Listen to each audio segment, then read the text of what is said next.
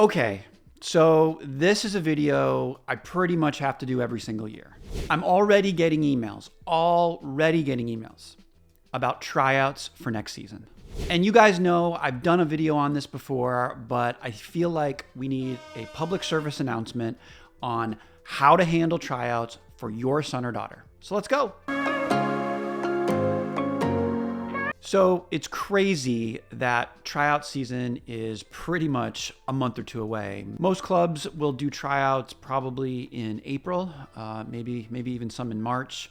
And while I think it's nuts that we have tryouts that early, maybe that's for another video, there are some big time do's and don'ts that you gotta know as parents.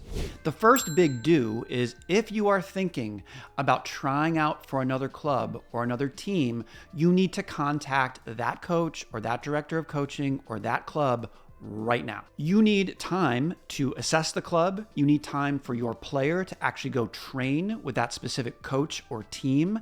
And quite frankly, they need time to assess your player. It is really difficult, I can tell you from firsthand experience as a coach, to evaluate a player in a very small time frame like a tryout. Depending on what you're doing or what they're even doing at tryout, your son or daughter's skills may not come to light. There's a lot of things that make a player valuable that sometimes don't show up at a tryout. But if you came to 3 or 4 sessions of mine, I would have a much better idea of what kind of player you are versus if you just show up for a random hour-and-a-half tryout. Furthermore, you need to find out if it's the right fit for you. My number one don't just randomly try out for a club because of the name or the league or where they are. You need to find the right fit for your player. So while the league they play in and the club size can be a big factor as you get older, in the younger ages especially, the most important thing is finding the right coach. And the only way you're going to know that is if you actually go and train. I've coached at clubs all over, and I've never seen where a coach or a club administrator would not allow a player from the outside to come and train with them. Okay, another big do is your behavior at the tryout. So definitely you're going to want to get there early. Let the coaches know you're serious about being there, which means warm up either on your own with juggling, stretching, getting your muscles activated, or with a partner passing, partner stretching. Get yourself ready. Let the coaches know that you're serious about being there and that you want to do your best. As you're going through whatever drill they're trying to do, obviously work as hard as you can, but don't worry about mistakes. Think about what you're going to do after the mistake. Work hard to try to win the ball back if you lose it. If a ball, you take a bad touch, don't let yourself get frustrated or look frustrated.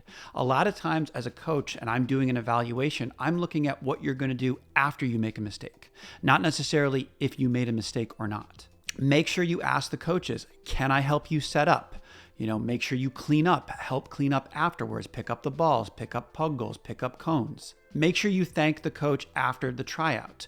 Go up to them, shake their hand, introduce yourself if they don't know who you are. Another do is to think through the scenarios you might find yourself in after the tryouts. So what will you do if you receive an offer from this team? Or what if you don't get on this particular team that you wanted? You want to have a set list of, if this happens, I'll do that. If this happens, I'll do this. So you understand your options after the tryouts are over. Because many clubs, unfortunately, have a time limit. Now, you need to take on whichever time you need. However, when you think about it from a club's perspective, they do have to fill out their rosters. So some clubs have these kind of crazy like 24-hour rules, 48-hour rules.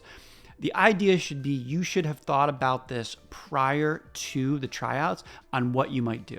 Don't just automatically turn down an offer because it's not on the first team. Think about this as a long-term situation and a long-term decision.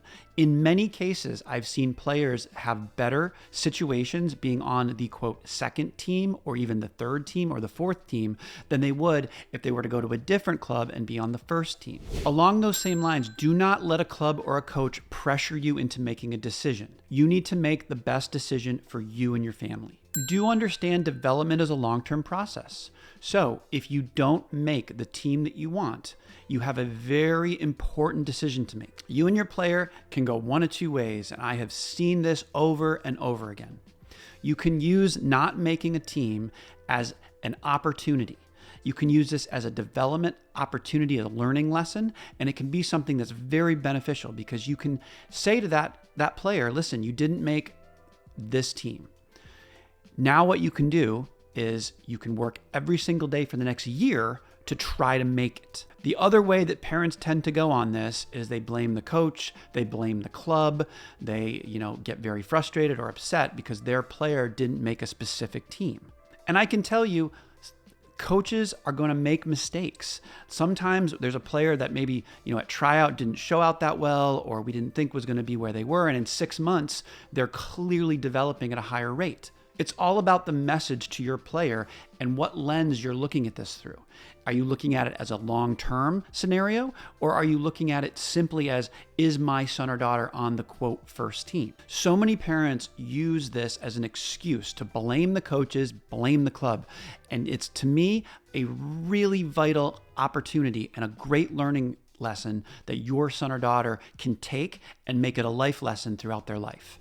Lastly, don't pretend you want a spot on a team if you're not serious about it. Respect the coaches, respect the club, and respect the other players. Because what will happen sometimes is you'll get players who will try out for all these teams, get an offer, hold that offer for a specific time, waiting for another offer. You should really, again, have thought about this beforehand and not just hold clubs or coaches, that you're probably not going to play for. So guys, what else in tryouts did I miss? Go ahead and comment in the comment section if you have a specific situation involving your player. A lot of people can tell you I'm very responsive on emails, and I'm more than happy to talk through a specific situation that you might have with your player. So if I can be of any help, shoot me an email. Otherwise, see you on the next video, guys.